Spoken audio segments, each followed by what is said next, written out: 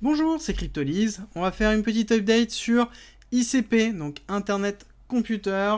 C'est la crypto-monnaie de Definity. Donc c'est le nouveau nom pour Internet Computer, étant donné que le principe à l'origine était de créer un protocole pour une décentralisation d'Internet à travers justement cette appellation ICP.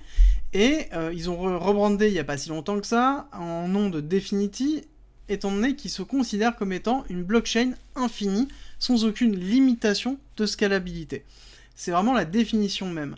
Ils ont une autre particularité, c'est qu'ils proposent tout un système de cloud computing décentralisé sur lequel on peut arriver à utiliser du CPU, de la RAM, stocker des datas pour pouvoir exécuter les smart contracts dans les canisters qui sont leur conception tout simplement de l'encapsulation des smart contracts.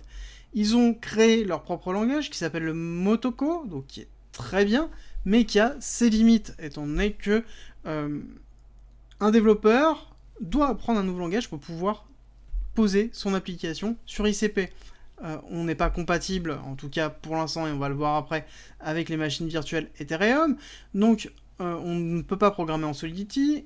Les développeurs doivent apprendre un nouveau langage, ne peuvent pas coder sur du JavaScript, du Python ou des langages accessibles ou du Rust, et donc du coup ils sont obligés d'apprendre un nouveau langage, et ça c'est une limite. C'est un avantage parce qu'en l'occurrence ça permet d'avoir le contrôle sur le framework qui est mis en place, mais ça limite aussi sur l'utilisation des développeurs par rapport à ça. Nous avons derrière une infographie de ce qui se représente. Nous avons le Bitcoin, première invention, deuxième invention Ethereum avec les smart contracts, et eux justement la troisième invention avec la notion de blockchain infinie sans aucun problème de scalabilité, avec une schématisation qui s'effectue de cette façon-là, où justement ICP est ce bloc ici, donc un bloc de public cyberspace qui permet de s'interconnecter au niveau des applications avec les canisters qui exécutent tout simplement, donc c'est les petites boîtes, les smart contracts qui sont effectués et les applications qui sont dans les différentes canisters. Donc on a tout qui est directement inclus dedans avec une sous-couche, une surcouche ICP qui est au-dessus de la sous-couche d'Internet et des data centers.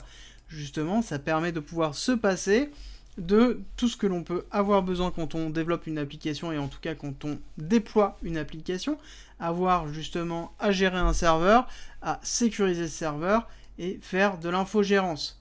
Au niveau de la roadmap, nous avons plusieurs choses importantes. La première, c'est une intégration au niveau du Bitcoin, chose qui est terminée.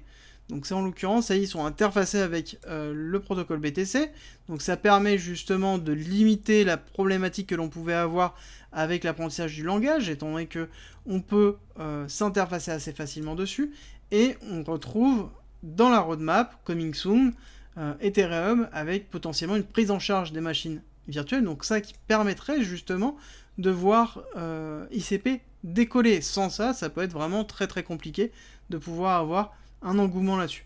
Donc voici un autre exemple de la roadmap où on voit qu'ils ont quand même vocation, ils ont une volonté d'améliorer leur façon de gérer leur protocole et ensuite de pouvoir tout simplement développer l'interopérabilité de leur blockchain et faciliter l'apparition d'applications sur leur blockchain. Parce que globalement, comme je vous le défends depuis un certain temps, une application et une blockchain c'est bien, mais s'il n'y a pas derrière de use case, s'il n'y a pas de développeurs et de sociétés pour créer des applications et amener tout simplement les gens à utiliser cette blockchain, la blockchain n'a aucun intérêt et périclitera au fur et à mesure. Alors, au niveau des news un petit peu de Definity, je pensais que c'était intéressant de le noter parce que on a déjà le hackathon qui est prévu pour le 10 mai, donc on risque d'avoir pas mal de nouvelles qui vont arriver dessus, et c'est important parce que c'est le premier, donc on risque d'avoir des applications qui vont arriver, avec notamment quand même un cash price qui est assez conséquent, et donc du coup, j'espère qu'il y aura quand même pas mal de gens qui vont participer et pour pouvoir densifier cet écosystème qui mérite en tout cas d'être connu par rapport à ça, étant donné qu'on se définit comme étant scalable à l'infini, mais pour l'instant on a assez peu d'utilisation, donc on ne peut pas vérifier cela. L'autre élément qu'on commence à voir, c'est une augmentation au niveau des canisters, donc au niveau de la création des smart contracts, donc on commence à avoir un certain nombre d'applications qui commencent à être créées, mais ça reste quand même minime, on est à 39 000, donc c'est quelque chose qui est excessivement jeune en termes de use case, et ce qui est logique par rapport aux développements qu'ils sont en train d'avoir par rapport à ça. Ils ont voilà, cette première hackathon arrive. Donc on est quand même loin un petit peu derrière par rapport au reste, mais on a quand même une volonté de pouvoir progresser. Au niveau de la communication, moi ce qui me gêne un tout petit peu, c'est qu'on a quand même une grosse communication autour de l'évolution de Dfinity en termes de chiffres. C'est-à-dire, ils vont nous dire justement le nombre de canisters qui a grandement augmenté, le nombre de blocs qui a dépassé. Oui, mais ça veut dire que derrière, il n'y a pas d'autre actualité. La prochaine actualité, pour moi, elle va être essentielle, ça va être le 10 mai. On va voir ce que va donner cet hackathon et comment ça va se passer. Pour moi, c'est un élément clé pour l'avenir de Dfinity. Rejoins-nous sur Discord. Tu y retrouveras notamment ma stratégie d'investissement qui est disponible gratuitement. Je montre comment je construis mon bag, le fonctionnement de mes optimisations, quand acheter, quand vendre, tout pour éviter justement les principaux pièges. Si tu aimes mon contenu, like, partage et abonne-toi, ça m'aide énormément. Alors on va attaquer la partie technique. Cette partie technique, on va pas prendre en compte la notion de listing qui s'est effectué avec un prix totalement astronomique, mais on va considérer la partie basse et cette phase de consolidation et d'accumulation qui est en cours depuis un certain temps et qui est en cours depuis juin 2021 et voire même à la première impact, le premier vrai signe d'arrêt s'est effectué en mai 2021 suite à la chute habituelle qu'on peut retrouver et on voit que on a continué à baisser, on n'a pas eu de poussée comme on a pu voir sur la période été et tout simplement octobre, on a eu une phase de consolidation, ce qui est normal étant donné qu'ICP a vocation à être inflationniste, donc on va avoir une génération constante de tokens et qu'on n'a pas encore d'use case. C'est par rapport à ce que je vous expliquais de la partie fondamentale et ça explique tout à fait ce que l'on peut voir au niveau du graphique, en tout cas sur la partie technique. Maintenant, ce qu'on va essayer de se fixer, c'est à quel moment ça peut repartir, pourquoi et comment. Donc je vous avais expliqué un certain nombre de choses. La première, c'est que nous avons une schématique de week-off d'accumulation qui s'est mise en place, avec un selling climax, un AR, un STB, donc prise de liquidité du SC, et qu'on attendait le sprint dans cette zone-là. Et je vais vous expliquer un petit peu les objectifs qu'on s'était fixés. La première chose qu'on avait noté, c'est qu'on avait un break aux structures mineures, mais que les deux plus importants se trouvaient notamment à 58 $ et à 87 $, qui étaient les deux principaux, qu'il fallait impérativement casser pour reprendre une schématique haussière.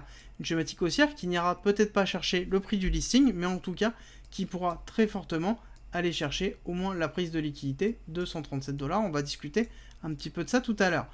L'autre élément à prendre en compte, c'est se poser la question, où est-ce qu'on va s'arrêter? Normalement, quand nous avons une accumulation de week-off, nous avons donc cette prise de liquidité qui est effectuée en STB, on peut partir directement, ou on peut faire une schématique avec Spring, ce que j'avais noté ici, et on voit qu'on a commencé à travailler le Spring, et voire même plus que travailler. Si on regarde cette partie-là, nous avons ici cette continuité de temps, cette première impulsion baissière que l'on reporte sur son retracement, qui nous amène un objectif de 1 pour 1, si jamais on va à 1 à 11 $, donc qui est quand même assez bas. Et la deuxième impulsion, pareil baissière, cette fois-ci j'avais dit qu'il y avait un autre objectif qui était très important, qui était le 618 à 15 $, qui était en confluence avec notamment le 1 $, et on voit qu'on a méché pile poil dessus, on s'est fait ravaler, on est reparti. Est-ce que c'est la fin du sprint? De toute façon c'est simple. Pour valider la fin du sprint, en tout cas un potentiel fin, il va falloir forcément casser ce niveau-là. Il va falloir casser ce niveau important des 37 $, 38 $, pour pouvoir se dire que potentiellement on est en train de faire un break of structure mineure et qu'on est en train d'inverser la tendance. Tant qu'on n'a pas cassé cette limite-là, on ne peut pas dire que le spring est terminé. Et dans tous les cas, admettons, le spring est terminé, il faut vous dire qu'on va pousser, casser, valider, par exemple, voire même monter, pourquoi pas un peu plus haut, et ensuite redescendre pour pouvoir faire le dernier test qui est effectué, et ensuite repartir. Donc il y a toujours des zones de rechargement qui peuvent être effectuées. Est-ce qu'on va descendre plus bas? Là, pour moi, j'ai une deuxième indication qui est le 11 $, où en effet c'est la prolongation de la première intention baissière, qui m'amène à 11 $. Donc oui, on peut aller justement dans cette zone-là, voire même, pourquoi pas, au 0,86, si jamais on est ultra agressif et qu'on n'a pas de use case, ou en tout cas que ça met vraiment beaucoup de temps, on pourra avoir quelque chose qui va descendre en biseau comme ça, et se construire ensuite sur ce niveau-là, donc un niveau très bas, pour pouvoir ensuite repartir. Par contre, il est évident que si on continue à descendre d'une schématique comme ça et qu'on consolide, qu'on ne consolide pas, pardon, déjà dans un premier temps, ça veut dire que là c'est mauvais signe. Si on continue à descendre tout simplement comme ça sans avoir une phase de consolidation, donc là c'est quelque chose qui sera très mauvais. Donc ça veut dire qu'il n'y a pas de use case, il n'y a pas d'utilisateur, il n'y a pas de consommation d'ICP. Et par contre, si on a une descente qui est comme ça avec une consolidation qui se fait, hop, une petite schématique de week-off et on part derrière avec une accumulation, là c'est quelque chose d'excessivement propre dessus. Au niveau des indicateurs, on va regarder ensemble ce que je n'ai pas regardé pour l'instant si on avait une divergence qui se mettait en place. Alors on a une petite divergence et c'est une divergence qui est baissière. Hein. Donc en l'occurrence, là on a tendance à se dire que on va descendre, étant donné que ici nous sommes en descente, là nous sommes en hausse. Donc on a une indication qu'on va continuer la descente. Hein. Là pour moi on va chercher au moins les 11$, voire potentiellement plus bas. Et on va descendre un petit peu la spot zone. Donc je vous ai dit que tout simplement la spot zone pouvait commencer à être intéressante à partir des 28$ pour pouvoir lisser un prix d'entrée tout simplement, et que il est important de garder dessus une notion de fondamental. Si le fondamental ne trouve pas de projet et qu'il n'y a personne qui utilise la blockchain, forcément derrière le token ne vaudra rien étant donné qu'il ne sera jamais consommé, jamais utilisé. Alors, admettons, on part. Donc, gros use case, les personnes continuent, commencent à utiliser, continuent à utiliser. Quels sont les points clés que l'on peut fixer? Les points clés qu'on peut fixer, le premier niveau important, je vous l'ai donné, c'est les 59$. 58,79$, donc on va dire 59$. Le second est les 88$. Après, nous avons les 137 qui sont les prises de liquidité fortes. Et ensuite, on pourra aller chercher, pourquoi pas, si on est très bullish sur le très long terme, les 200, 250$, voire peut-être plus, mais ça, ce sera vraiment sur du très long terme, avec une market cap globale des crypto-monnaies qui a totalement explosé et qui permet d'avoir un accroissement comme ça d'ICP. Par contre, là, on a quand même des signes que ICP va continuer à chuter potentiellement pour pouvoir se renforcer. Nous n'avons pas encore de validation de cette chute-là. On a une première accumulation qui est là, mais ce serait bien d'avoir une deuxième accumulation pour valider la fin du spring et pouvoir valider un départ. Merci d'être resté avec moi jusqu'au bout. Abonne-toi, partage si t'as aimé et rejoins-nous sur Discord. C'est avec plaisir qu'on t'accueillera. Et à très vite.